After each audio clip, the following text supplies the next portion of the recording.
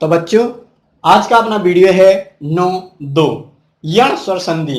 तो बता दें कि आपके पाठ्यक्रम की जो सबसे कठिन संधि मानी जाती है वो होती है यण और अयादि स्वर संधि, किंतु ऐसा नहीं है, ये सिर्फ अपनी मान्यता है। जबकि यण और अयादि स्वर संधि से सरल कोई संधि है ही नहीं। बस आपके समझ में भर आ जाए कि आखिर इस संधि में होता क्या है। तो देखिए यण स्वर संधि की आज हम पढ़ेंगे यण स्वर संधि। देखिए यण स्वर संधि की पहचान। तो देखिए यण स्वर संधि की पहचान, तो पहचान के रूप में हम संधि इस तरीके से पहचान सकते हैं कि यहाँ पे यण स्वर संधि है जब संधि के स्थान पर पहचान स्वरूप, अर्थात जहां पर दो वर्णों का मेल हो रहा है वहां पर पहचान स्वरूप सबसे पहला शब्द तो होगा क्या कि आधा अक्षर होगा, और आधे अक्षर के साथ बिल्कुल लगा हुआ या तो या शब्द होगा या वह शब्द होगा, वहां पर होती है यण स्वर संधि।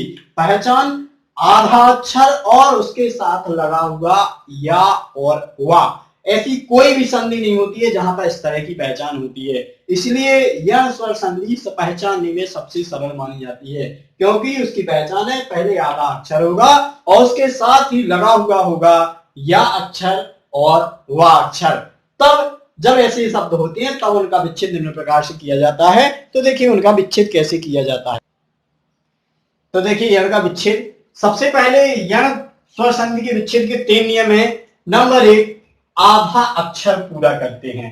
तो यहाँ पे जो उसकी पहचान है कि आधे अक्षर के साथ या और वाह होगा, तो सबसे पहला नियम यह है कि हमें उस आधे अक्षर को क्या करना है, पूरा करना है। नंबर दूसरा, या बराबर ई और बड़ी ई, यानी जो या है वो क्या बन जाएगी ई और बड़ी ई, और वाह बराबर है वो क्या बन जाएगा ऊ और बड़ा ऊ की मात्रा, यानी या के स्थान पे छोटी और बड़ी की मात्रा और वा के स्थान पे छोटा ऊ और बड़ा ऊ की मात्रा उस आधे अक्षर को लगाते हैं।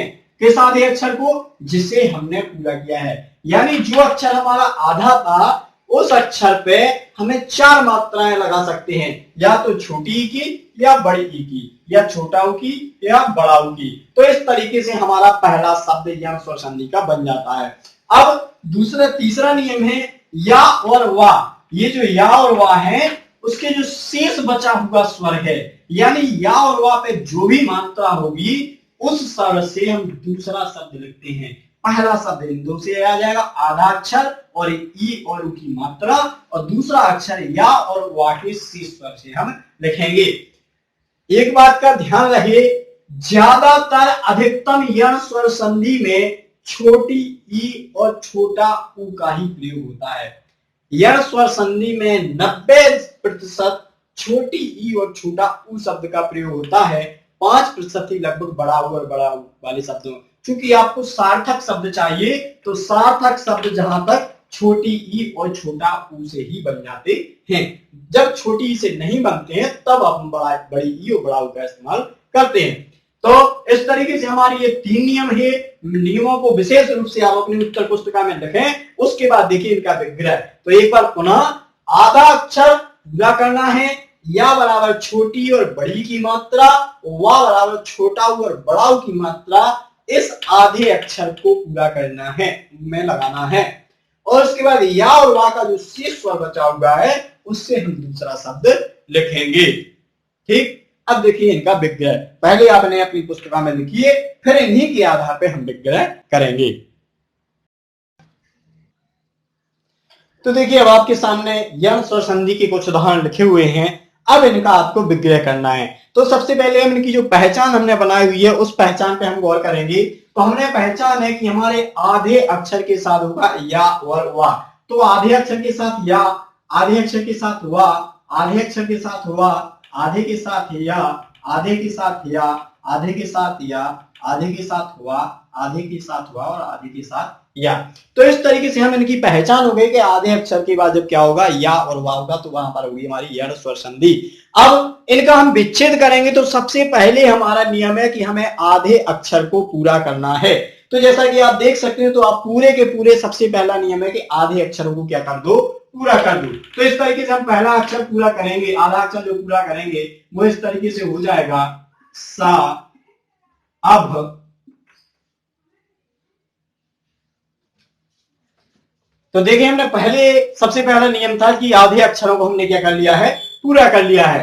अब हमारा दूसरा नियम था कि या बराबर करना है छोटी ई और बड़ी ई, और वा बराबर करना है छोटा ऊ और बड़ा ऊ। जैसा कि हमने आपको बताया था कि ज्यादातर हमें छोटी ई का ही प्रयोग करना है और वा बराबर छोटा ऊ का ही प्रयोग करना है। तो या बराबर छोटी ई की मात्रा किस अक्षर को लगानी है जिसको हमने पूरा किया है, और वा बराबर छोटा ऊ की मात्रा उस अक्षर को लगानी है जिसे हमने पूरा किया है। तो इस तरीके से हम देखेंगे या बराबर ई, वा बराबर ऊ, वा बराबर ऊ, या बराबर ई, या बराबर ई, या बराबर ई, वा बराबर ऊ, वा बराबर ऊ और या बराबर ई।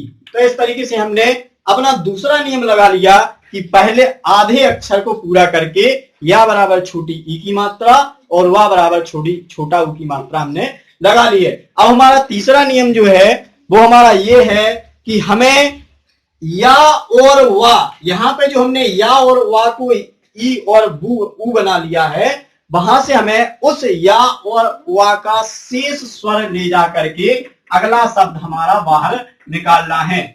तीसरा नियम था या और वा का शेष स्वर। तो यहाँ पे देखिए या में शेष स्वर बचा है अपना ए, तो यहाँ पे बच जाएगा ए। यहाँ पे वा अर्थात छोटा आ है तो यहाँ पे बचेगा अत्र। यहाँ पर वा बड़ा आ अर्थात इसलिए बनेगा आगतम। अगला बड़ा आ है तो यहाँ पे बनेगा आगत। यहाँ पर या में बड़ा ऊ की मात्रा है तो यहाँ पे बच जाएगा ऊन। यहाँ पे बड़ा आ है तो बच जाएगा आस। यहाँ पे छोटा आ है तो बचेगा आय। यहाँ पर भी छोटा आ है तो बचेगा अरि, और यहाँ पर भी छोटा आ है तो बचेगा अर्थी। इस प्रकार से हमने देखा कि हमने यह स्वर संधि जो आपके पाठ्यक्रम की सबसे ज्यादा कठिन संधि थी, बहुत ही सरल तरीके से उसका विग्रह कर लिया है। अब हम अगली वीडियो में पढ़ेंगे अयादी स्वर और उसका विच्छेद।